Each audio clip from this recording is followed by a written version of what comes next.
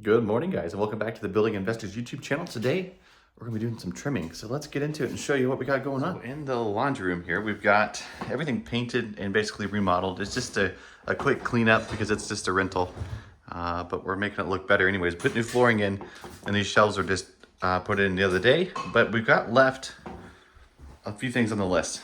We have a few things on the list left, I should say.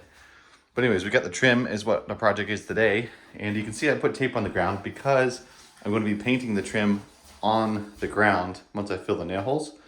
Lots of times you can paint the trim before you stick it on and then come back and touch up the paint where the nail holes are. But today is just simple enough to put the tape down. I left the gap between there and the wall. That way it's not as hard to pull out from underneath the trim. You'll see why in the future, but let's start with this board right here and show you how to install it and make it look good. Okay, to get the measurement from that wall to that wall, I'm gonna take my tape and run it over to the wall. And then run this corner into the wall and figure out exactly what I want.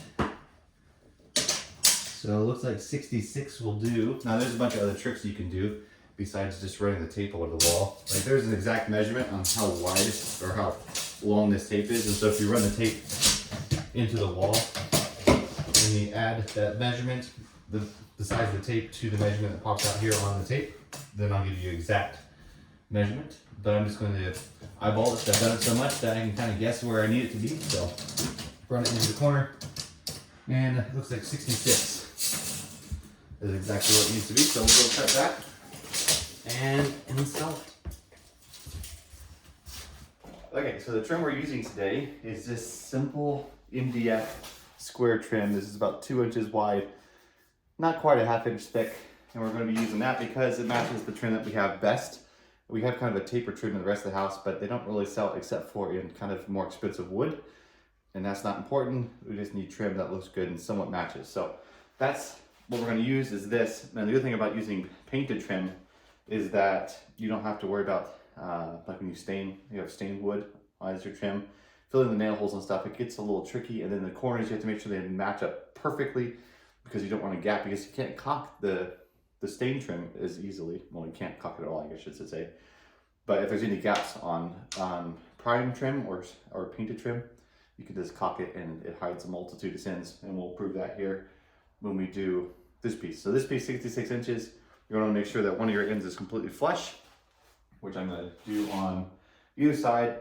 But I like to measure, since I'm right-handed, from this direction over and then make my mark.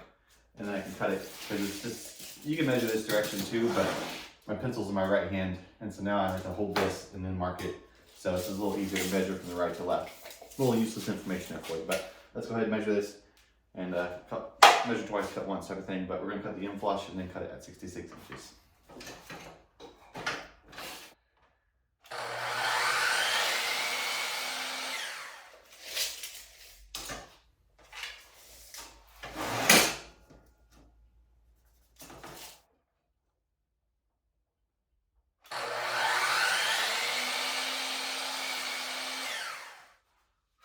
Now, if you don't have a fancy miter saw and a stand like this, you can cut it using a regular saw, just a regular hand saw if you don't have a circular saw, or you can use a battery powered or a corded saw.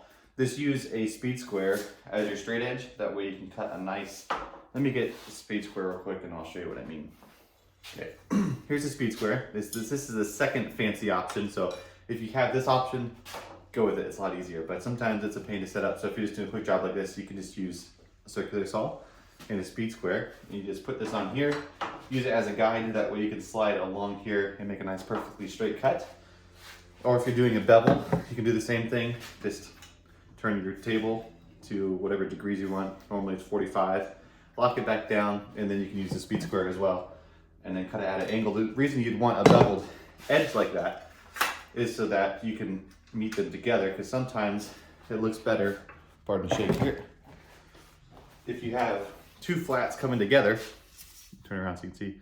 That doesn't look too bad on a painted trim, and you can caulk the corner, you won't even see it.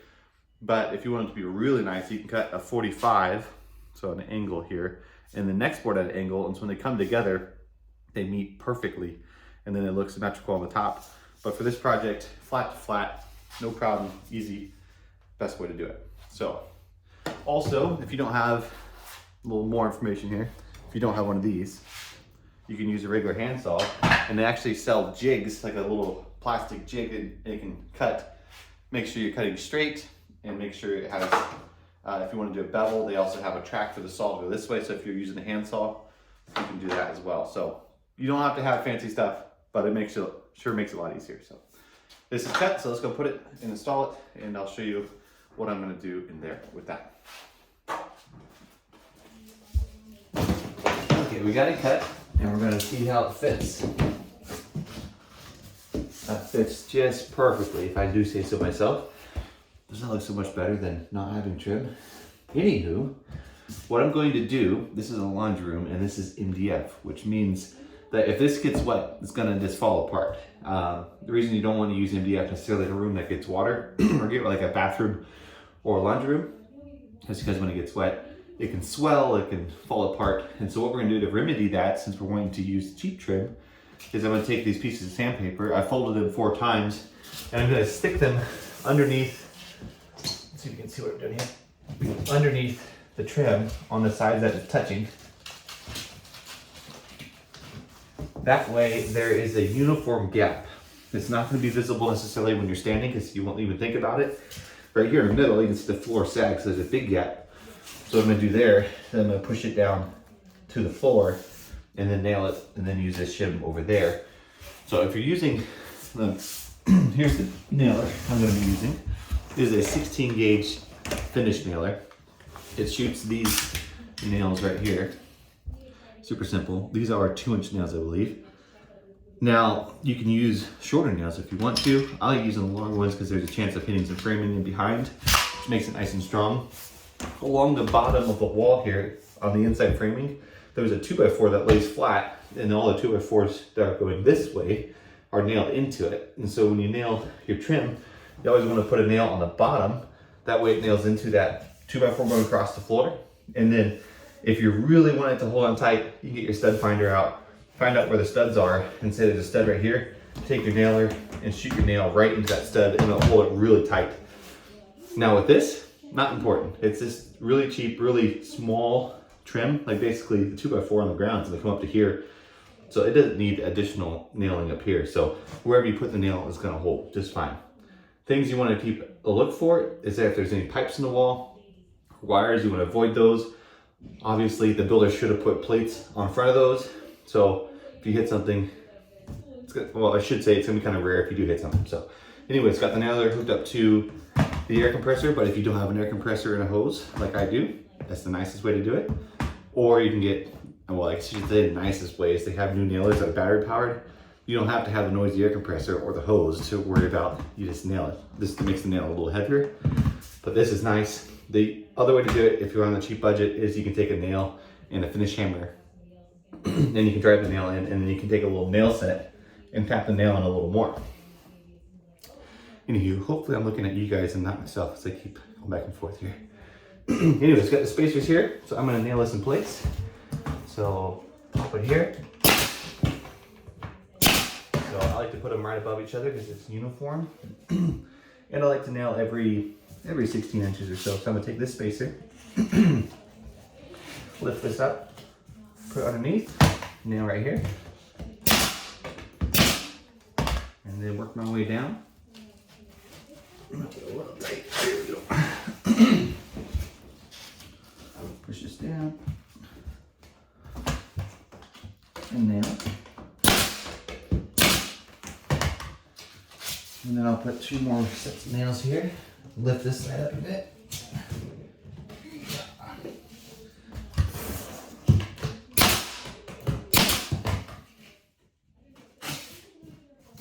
And then on the end, and then push it down.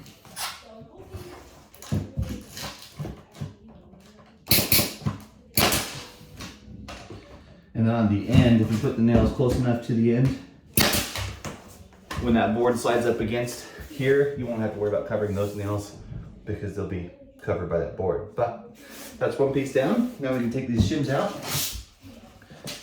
and it should look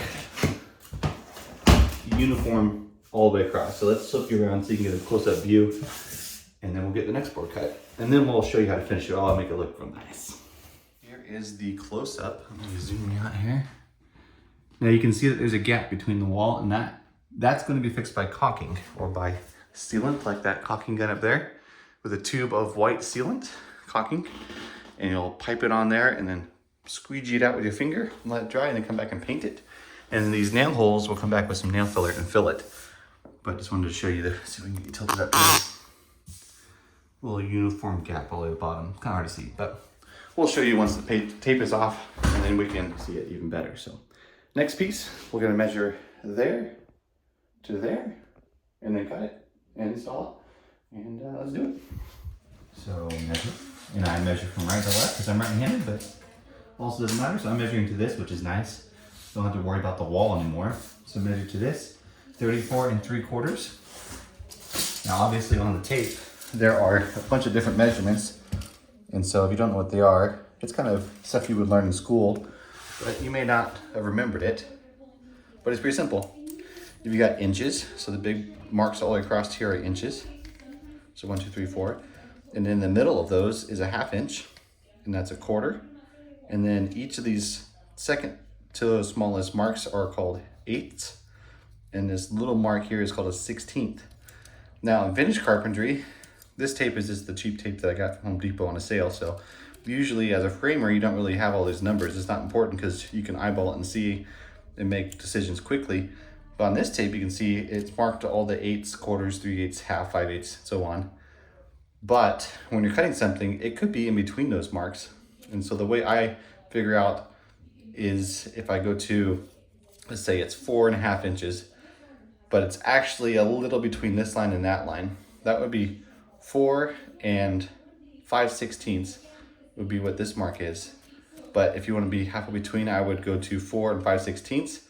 And if I'm writing the measurement down, sometimes you can just use your tape. So 4 5/16, and you can make a mark like this. You just do a F for fat, or a S for short or skinny.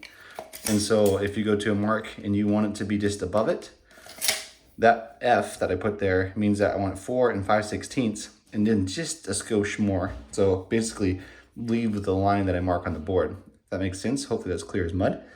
But let's go ahead and mark this on a board and cut it and install it.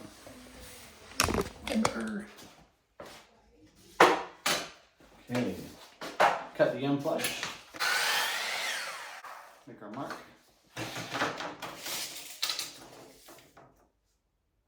And in this case, it was 34 3/4, but it was slightly heavier than that, but not quite 34 7/8. And so I'm going to mark it, but I'm going to cut on this side of the line, and I can use a little mark and then an arrow to the side that I'm going to. That way I don't make a mistake and cut it short.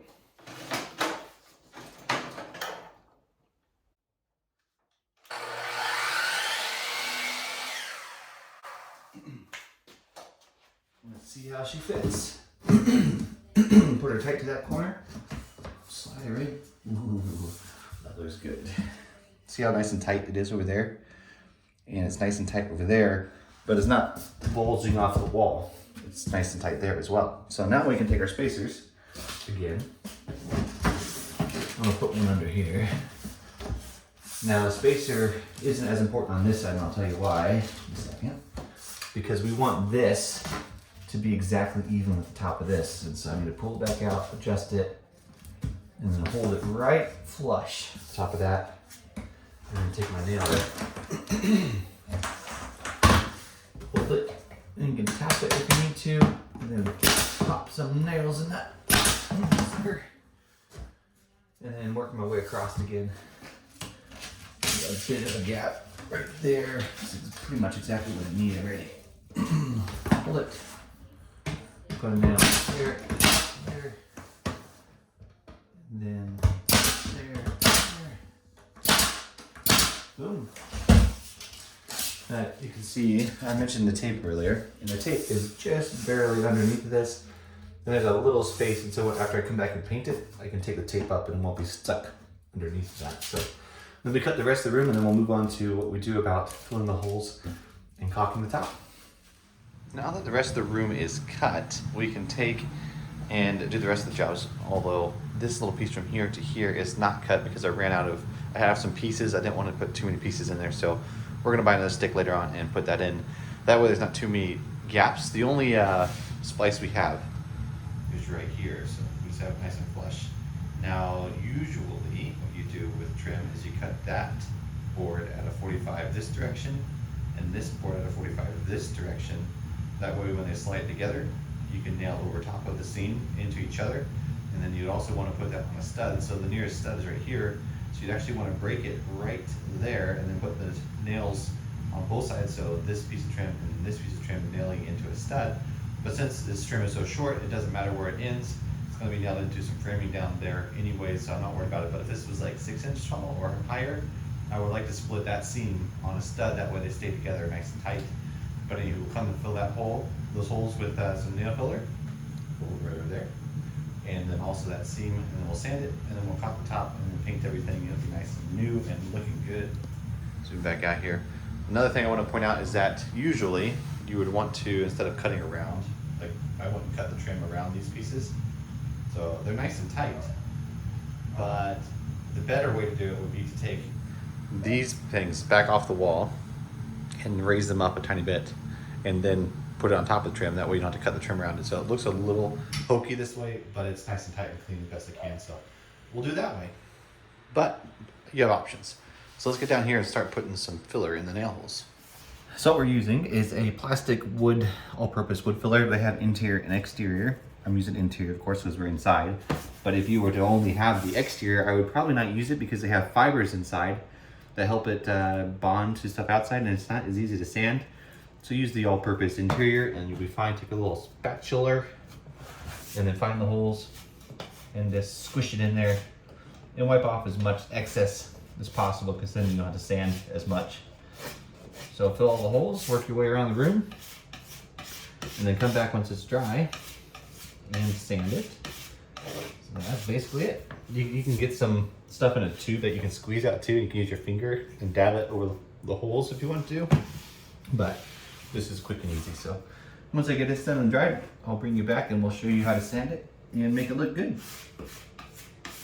And once your nail filler is dry, you can take your pieces of sandpaper that you used as a spacer and sand it off.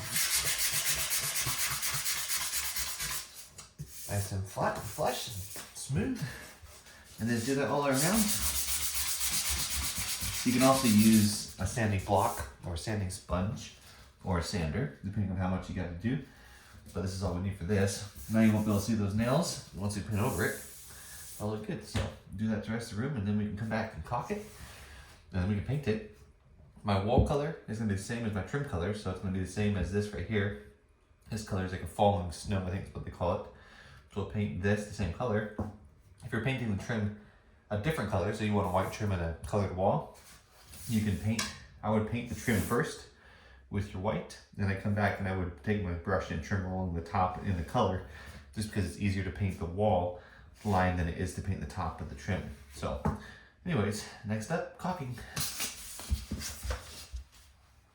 Now for caulking, grab yourself a caulking gun. This one's pretty simple, but pretty nice.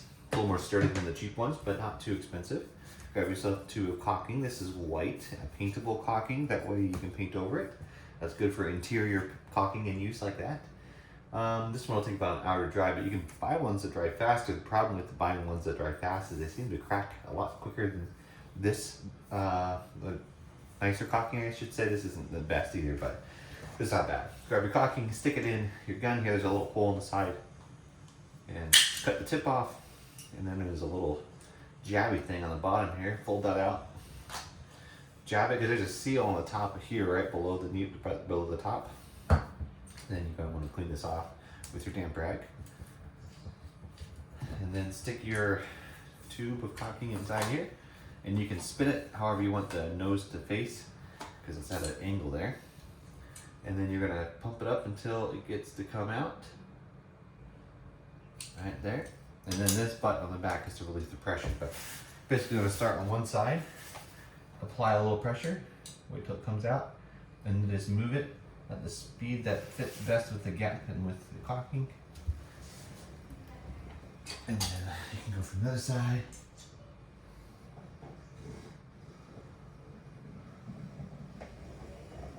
So a little pro tip is it's always best to drag instead of push. Because if you push, you're just going to create a dam and keep pushing the caulking. So you want to drag it, and then you take whatever finger works best. I just use my index finger, stick it in there, drag it across, and wipe it off in your damp rag. And just like that, caulking is done. Once that dries, you come back and paint. Looks pretty good, doesn't it? Can't wait till it's painted and this room's clean. We got washer and dryer here. It's gonna be great. Okay, paint next. As far as painting goes, all you're gonna need is a brush and some paint. And so I've got 5 gallons of paint here, and I'm just gonna dip it out and brush it on.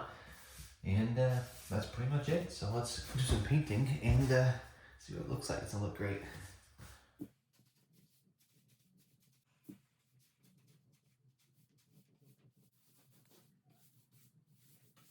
Okay guys, we've got it all finished. Nice and painted, and look how nice this looks. Doesn't it look good? So nice.